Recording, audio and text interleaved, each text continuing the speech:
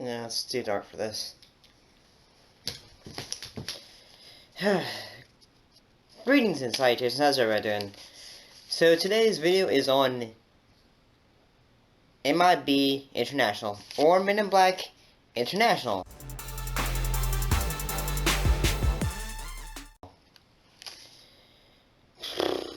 So the cast includes Chris Hemsworth as Agent H, Tessa Thompson as Agent M, Rebecca Ferguson as Riza, Liam Hemsworth as High T. Oh, and Emma Thompson as Agent O. I mean, there's a lot of people in this cast. I mean, I could say all, but I'm not. Whatever I have to do is help out the movie in general. So let's talk about some of the good things, which there's very limited of. The great chemistry between Tessa Thompson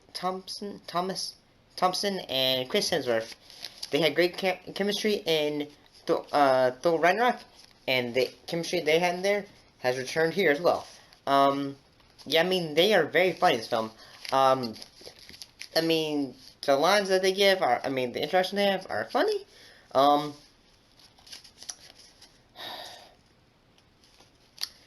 Oh, yeah, I've got to say the character of Pompey, who was basically like a little alien who, I'll tell you later. Spoilers. I gotta say, although I may have liked the movie, it's not that great. This movie is just... I'm having so much confliction because I don't want to say it's awful, but at the same time, it's not that great. It really isn't.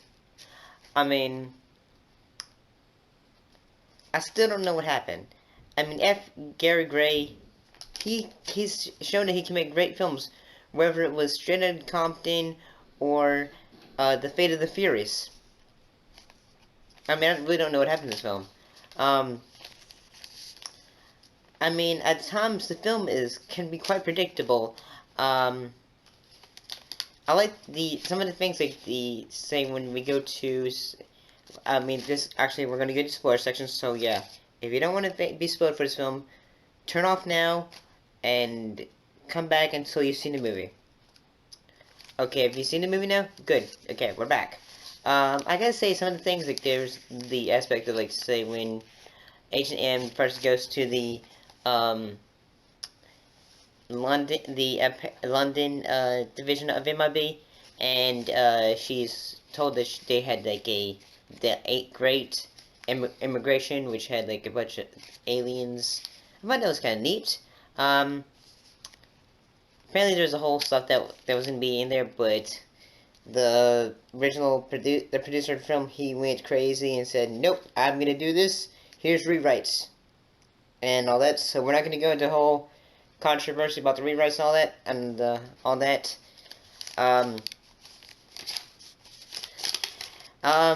Although the aliens are neat, I like the idea of the twins, the twin aliens in this film. I thought they were pretty cool too.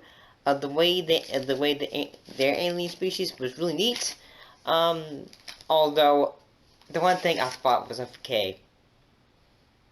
You have them for so long in the middle of it, suddenly you think, oh, we don't know how to make a great ending like the previous X-Men movies. Say, because we have these main focus, which is the aliens, which we think are the main focus, but at the same time, we go into the subplot of the film, which is the Men in Black has been compromised. And at sometimes, like, say, there's these some parts that go from here to here to there, and goes, and also sometimes, like, say, characters, whether it's Agent M or Agent H, we get the idea that they're cool characters, but we don't really give, like, say, the backstory.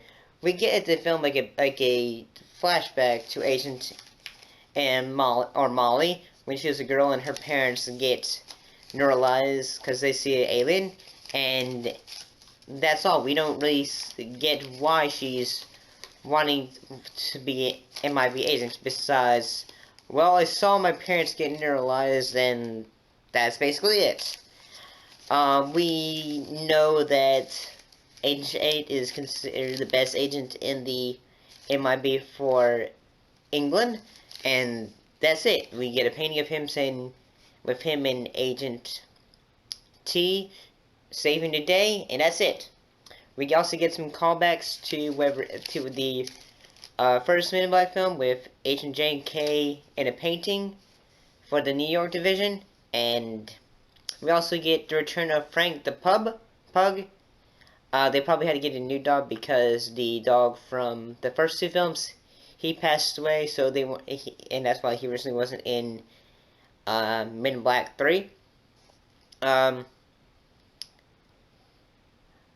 gotta say that for this entire thing, you really can't tell. Like, if I was to tell you, like, say, hey, this is new Men in Black, if I didn't tell you who the director was, you'd probably think, oh, it's Barry Sonnenfeld. I mean, because F. Gary Gray, I mean, he usually does a lot of, like, visual flair. I mean, his style is just his own.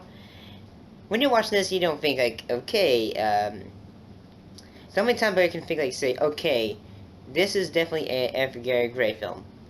Mostly just because of the party scenes, I guess, because he's pretty good at that. He was also pretty good at, say, chase scenes, whether it's in the Fast and Furious film, the Fate of the Furious. I guess, I'm really scraping at the thing, trying to find the good things to say about this movie. I really am. I apologize. I mean, I can say I had fun with it, but I cannot say the film was good. I guess the only thing I mean, there's a scene where, like, say, the Men in Black, I mean, the twins, they basically say, like, they get the ultimate, they're trying to get the ultimate weapon from Agent H and Agent M, and then they get vaporized, and I kept thinking, like, why couldn't, so, there was no weapon that our main characters had that they could have used this. And one thing that I kept on thinking, though, was, like, comparing to the other films, all the other films had great moments, whether it was the intro film, like the final battle scene of Agent J and K versus Edgar the cockroach, or, say, Agent J in the sequel fighting against the little guy and the, I forgot his name, I'm so sorry. It's been a long time since I've seen the second one. And the, when he's trying to save, Celine, I mean, not Celine, the Light. I mean, I know she has a character name, but I have not seen the movie in years. I'm so sorry. I really should have done more research, but, you know, I just thought, you know, spin-off film, it's not going to have any callbacks, but it does. And I should have, but, looking back at it, there was a lot more memorable scenes in the previous films. Like, wherever it was, like, say, the post office scene, or whether it was the, sushi scene in the third film. There was no moment where I thought, okay, this moment is MIB International's staple scene. I guess the only staple scene it has to distinguish it is, say, the scene when the Agent M and Agent H are fighting against the twins. But at the same time, I'm just thinking, like, you could find that in, like, I feel like that's just, that whole scene was just so kind of cliche, and the action for the film was kind of, I mean, it was there, but it wasn't like, say, like, I could have seen something, like, say, the action could have been better in, like, say, the previous films. I mean, heck, the film relied so much on humor that it just started to get annoying. I think the character of Pawnee, I mean, yeah, I thought he was kind of funny. He wasn't used so much that it was like, say, ha ha ha, funny, funny, funny. It was just like some small, funny, funny, and then, you know, just action set piece, funny. But at times it would just, you know, I don't know, to be honest with you. I really can't say this film was that great. I really can't. Think of anything else I can think of. I would say the alien looks are pretty cool, but at the same time, the previous Aliens in other films was better. Mostly just because of Rick Baker's makeup, looks, and all that. Because Rick Baker, he made the Men in Black films and all the. Because I mean, when you look at the makeup in the Men in Black movies, they actually look there, like they're actually there. Um, I mean, some of the aliens are there, but sometimes like whoever's our main two aliens, they're there, not there. And I always got really annoyed. I felt like, yes, I wanted the twins to be the main threat, but then we sort of get a I feel like the ending is trying to like be something like, say, the original film, and it, you know, like, say, I mean, not I mean, because of, like, say, a alien that uses a human skin to, you know, hide its true identity and all that, but I really am stretching it. I apologize.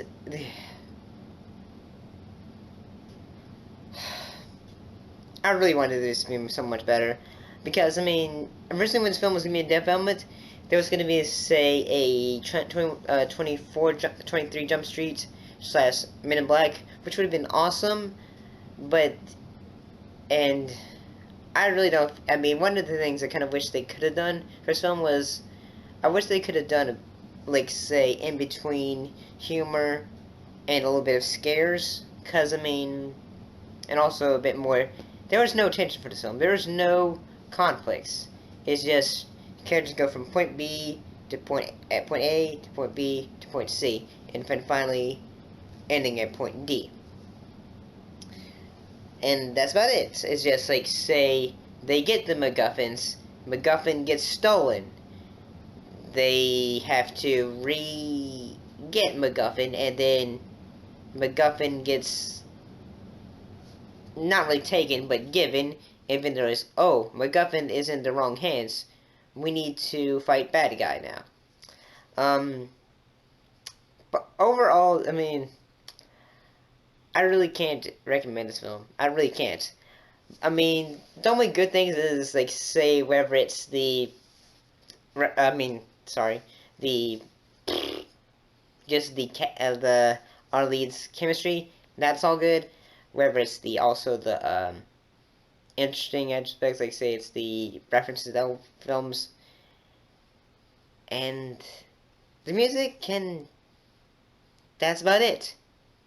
I really can't say anything else. I mean, if you want to see this just because you like the Men in Black films, that's fine.